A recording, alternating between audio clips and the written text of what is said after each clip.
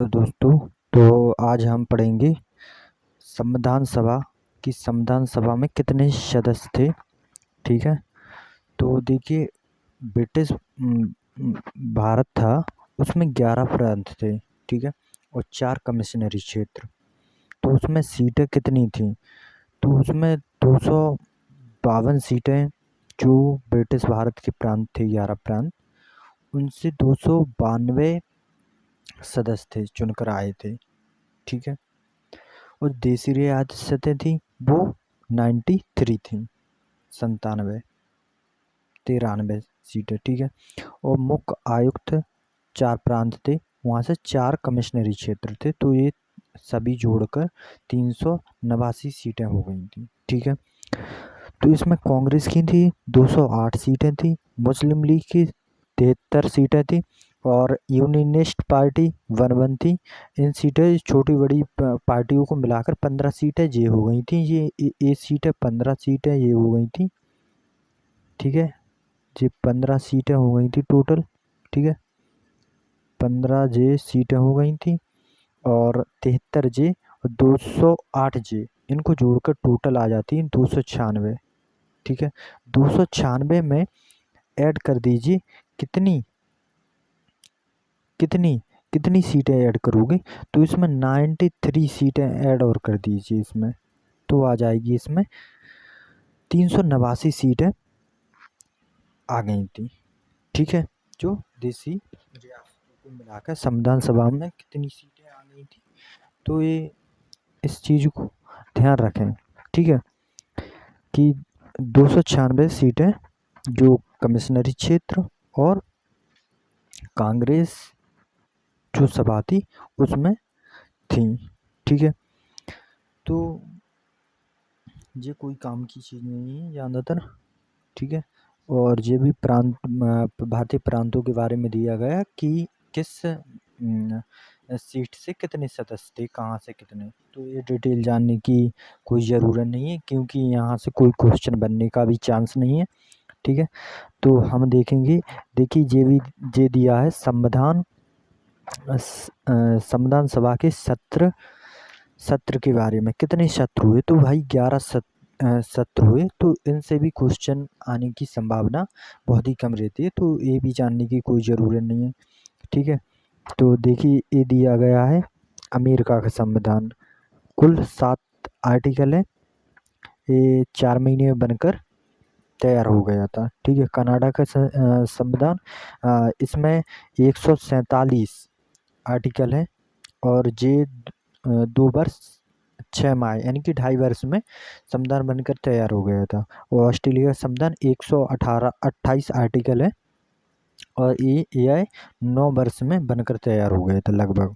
ठीक है। South Africa का संविधान है, जो उसमें आर्टिकलों की संख्या है जो 153। ठीक है। 153 है, या 1 वर्ष में बन गया था। ठीक है। और भारत के संविधान की बात करें, तो देखिए, इसमें 395 आर्टिकल है। अभी वर्तमान में यानी कि मूल संविधान की बात कर रहे हैं हम, तो 395 आर्टिकल, 8 अनुसूची और 22 भाग। और वर्तमान की बात करें, तो वर्तमान में 470 आर्टिकल है, 12 अनुसूची हैं और 25 भाग हैं। ठीक है। तो सबसे पहली बात यह है कि आज हम देखेंगे, हाँ, इस चैप्टर की ये विशेषता मैंने पढ़ ली थी, तो इस चैप्टर को देखते हैं। सबसे प्रोबेबली बहुत इम्पोर्टेंट है, क्योंकि इससे बहुत सारे क्वेश्चन आते ही रहते हैं। ठीक है। तो फर्स्ट भाग में क्या है, संघ और उसका राज्य क्षेत्र, आर्टिकल 1 से 4 तक है। ठीक है। भाग 2 में नागरिकता है 5 से 11। भाग 3 में मौलिक अधिकार है, फंडामेंटल राइट, 12 से 35 तक। भाग 4 में डीपीएसपी है, राज्य के नीति निर्देशक तत्व, 36 से 51 तक। भाग 4 की ई में मौलिक कर्तव्यों को जोड़ा गया, जो जोड़ा गया था कब, 42वां सीए संविधान संशोधन 1976। इसे मिनी कॉन्स्टिट्यूशन भी कहा जाता है, क्योंकि इसमें बहुत सारे संविधानों को जोड़ा गया था, है ना। तो 5वां संविधान है, इसमें संघ सरकार यानी कि संघ सरकार के बारे में दिया गया, लोकसभा, राज्यसभा, राष्ट्रपति और जो सुप्रीम कोर्ट के न्यायाधीश हैं उनके बारे में भी दिया गया है, कैग के बारे में भी दिया गया है। ठीक है, तो ये आर्टिकल देख लेना सही से। ठीक है, अब आते हैं छठ विभाग में, ये राज्य सरकार से संबंधित है यहाँ पर। ठीक है, यहाँ पर होगी राज्य विधानमंडल। ठीक है, तो देखिए इसको हटाने के बाद अब आ जाते हैं 7 विभाग। ये 1956 में 7वें संविधान संशोधन में इसे निरस्त कर दिया, निरसित। ठीक है, तो ये राज्यों से संबंधित पहली अनुसूची का खंड है, निरस्त कर दिया। ठीक है, अब देखिए ये भाग 8 है, संघ राज्य क्षेत्र। ठीक है, 239 से 242 तक है। ठीक है, भाग 9 पंचायतें हैं।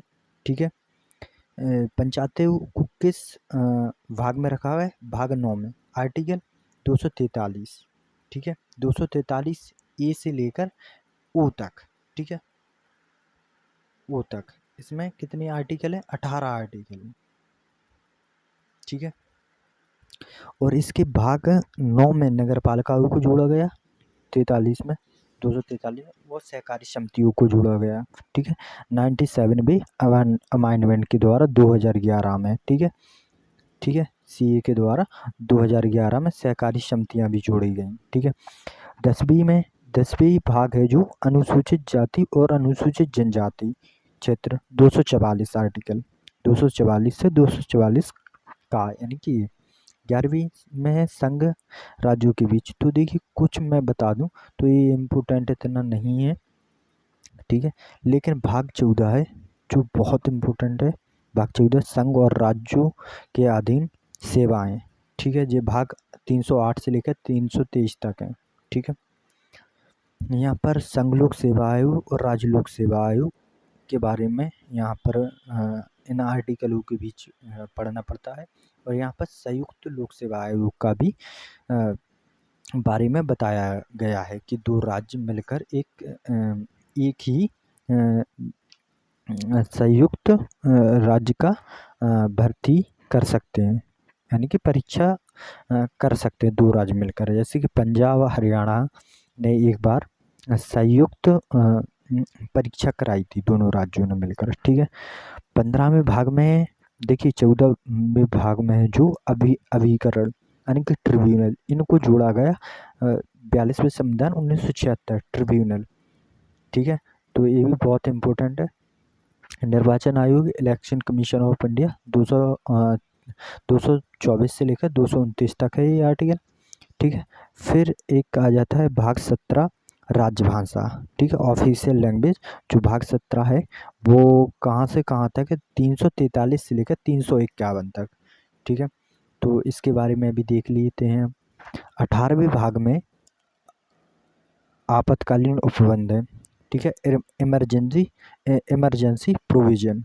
ठीक है, यह एक किस आर्टिकल में? 352 से 360, 3 भाग है। 352 में नेशनल इमरजेंसी, और 356 में राष्ट्रपति शासन, और 360 में राष्ट्रीय वित्तीय आपातकाल। ठीक है, तो 3 इसकी भी हुआ। ठीक है, भाग 20 में संविधान संशोधन है। ठीक है, 368 आर्टिकल। तो ये इम्पोर्टेंट आर्टिकल्स थे कुछ। तो अब देखेंगे हम कुछ आर्टिकल इम्पोर्टेंट। तो आर्टिकल 1 में है संघ का नाम और राज्य क्षेत्र का नाम। ठीक है, भाग 3 में नए राज्यों का निर्माण और वर्तमान राज्यों के क्षेत्रों सीमाओं का क्षेत्रों का नए राज्यों का निर्माण और वर्तमान राज्यों के क्षेत्रों सीमाओं या नामों में परिवर्तन। ठीक है, मूल फिर आर्टिकल 13 आ जाता है। यहाँ पे क्या कहा गया उस आर्टिकल है? मूल अधिकारों को असंगत या उसका अल्पीकरण करने वाली विधियाँ। ठीक है, भाग 14 विधि के समक्ष समानता। ठीक है, आर्टिकल 16 लोक नियोजन के विषय के अवसर की समानता, यानी कि सभी लोगों को नौकरी में जाने का समान अवसर है। ठीक है।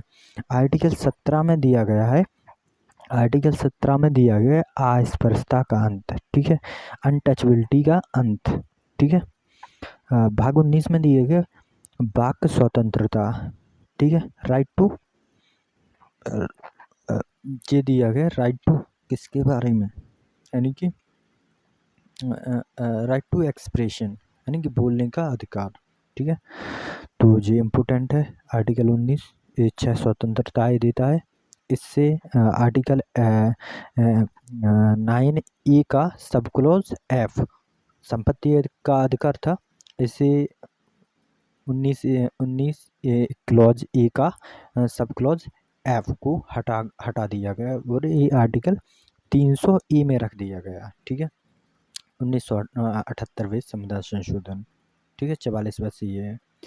और प्राण एवं दैहिक स्वतंत्रता, ये आर्टिकल 21 में। ठीक है। और इसे 46वां संविधान संशोधन 1976 में जोड़ा गया। ठीक है। प्राथमिक शिक्षा का अधिकार। ठीक है। तो कुछ इम्पोर्टेंट आर्टिकल को देख लेते हैं। आर्टिकल 40 में ग्राम पंचायतों का संगठन। आर्टिकल 40 में यूनिफॉर्म सिविल कोड, समान नागरिक संहिता। ठीक है। 44। ठीक है। 45 में देख लीजिए 6 वर्ष से कम आयु के बालकों के लिए निःशुल्क और अनिवार्य शिक्षा का उपबंध। ठीक है। आर्टिकल 50 में कार्यपालिका से न्यायपालिका का पृथक्करण। ठीक है। आर्टिकल 51 में दिया गया अंतर्राष्ट्रीय शांति और सुरक्षा की अभिव्यक्ति। ठीक है। 51A में है मौलिक कर्तव्य। ठीक है। और इम्पोर्टेंट आर्टिकल है 110 धन विधेयक की परिभाषा, आर्टिकल 110 में। ठीक है।